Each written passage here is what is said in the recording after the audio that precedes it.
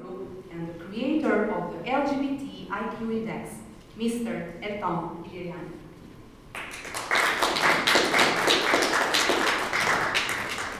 Good evening, everybody. Thank you, Dorina.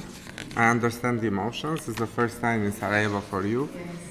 And it's the 10th time she calls me on stage. So every time when I meet her, she's calling me somewhere. I would like to thank you all. I just wanted to start it with a little bit humor because, strangely, I don't have emotions tonight. When I every time introduce the index, I have emotions because it's personal. I'm the first declared gay in Albania, so everywhere I go I declare it, and I have it personal. So that's why I wanted to invest more and more in this fight against discrimination. It started on the first interview that I gave myself when I have been discriminated. The second time that I called for a job, when they heard my voice differently. The person on the other side of the phone was very clever to understand that I was different. So close the phone, hang up the phone. So I didn't get the job. And when I had the first job, I was discriminated from my director. And when I was achieving the targets, very hardly still he was not happy. So he wanted me out of the company, and at the same time, when he couldn't find any problem with my targets, he put the team that was working under me, I mean together we were doing sales, to create a story like I was disturbing them, which was not true.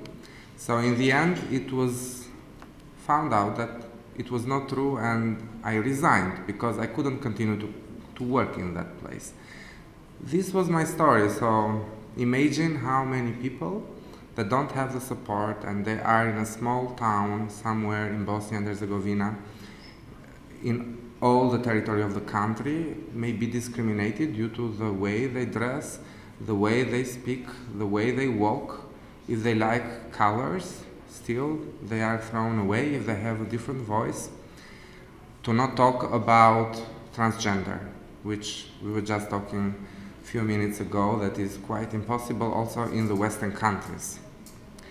So that's why I'm not don't have emotions tonight, because I see that we have a lot of work to do in Bosnia and Herzegovina.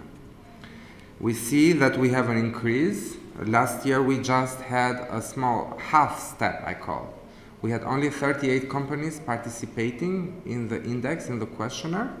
This year we had 61 companies, it's 60% growth.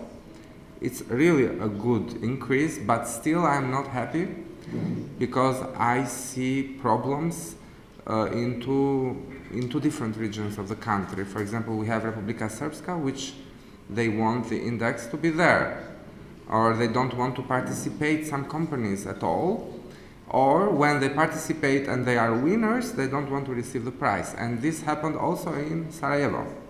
So in both parts of the country, we see rejection of having the prize even though they deserve.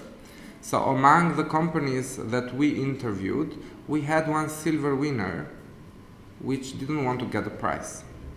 So we see problems in Bosnia and Herzegovina. If we see increase in Kosovo, for example, we were having surprises in the beginning of this year in Pristina, where they had a perfect pride. The president went out with the people, and in the index came also the wife of the prime minister to present. In Albania we had development, we had for the first time in the history a minister participating, while here the things move slowly, and I want to be very direct. That's why in this moment I have no emotions, and I'm motivated to fight towards the change of the mentality of this country, because people living in this country do not deserve to be in this difficulty. Because they are open-minded. It is the city that invited Olympic Games in '80s. It's such a beautiful country with beautiful people. So it's something that maybe doesn't match with the reality. So there are open-minded people here. They want to live together. They like colors, they like difference, and they are improving in economy, so why not to improve also in mentality? And we believe that the mentality can change in families. And how this can change? By giving them economical freedom.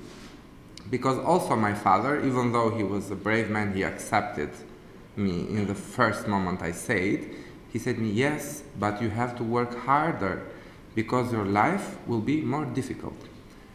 So we know that LGBTIQ community lives will be difficult, so we have to do and to ensure, to do the best, that we employ them and we give them full rights. We don't need to treat them or to pamper them.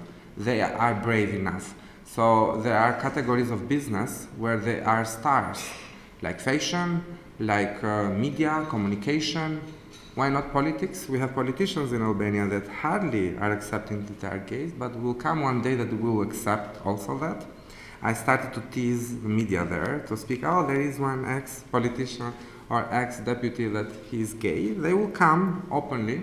As I came, nothing will change. So I'm speaking a little bit longer today, Dorina, sorry, but we see that we have to do a change in Bosnia and Herzegovina, and it shouldn't be the foreigners to take this courage. And speaking about the foreigners, for sure we have 4 angels of the second index, and one which is really outstanding with his support in LGBTIQ Employment Equality Index. I want to thank very much David Saunders, the representative of UN Women in Bosnia and Herzegovina. Thank you very much, sir, for all the support you do for this index. I would like also to thank the ambassador of Kingdom of Sweden, Mr. Anders Hagelberg. I said it correct? Thank you very much for being present. It's a great support for our community. Also, I would like to thank the ambassador Christian Hochmann from the Federal Republic of Germany. With all your positivism and shining tonight, I would like to thank you also on the name of our community. Also, I would like to thank the ambassador of United Kingdom, Mr. Matthew Field. Again, thank you very much. It's the second time. This time you are a full ambassador, so we hope to have your full support for our community and to encourage business. I'd like also to thank all business that accepted to get the prize publicly. Nothing will happen to their business. Take my example. Everybody said you are going to fail, you are going to bankrupt in Albania. I didn't bankrupt. The business went very in a speed up. So thank you to all of you. Thank you to my colleagues, to Albin Zuric that did everything and wants to stay in the backstage. And also to Besart Conti and Dorina Laci that we all came together here tonight. Thank you.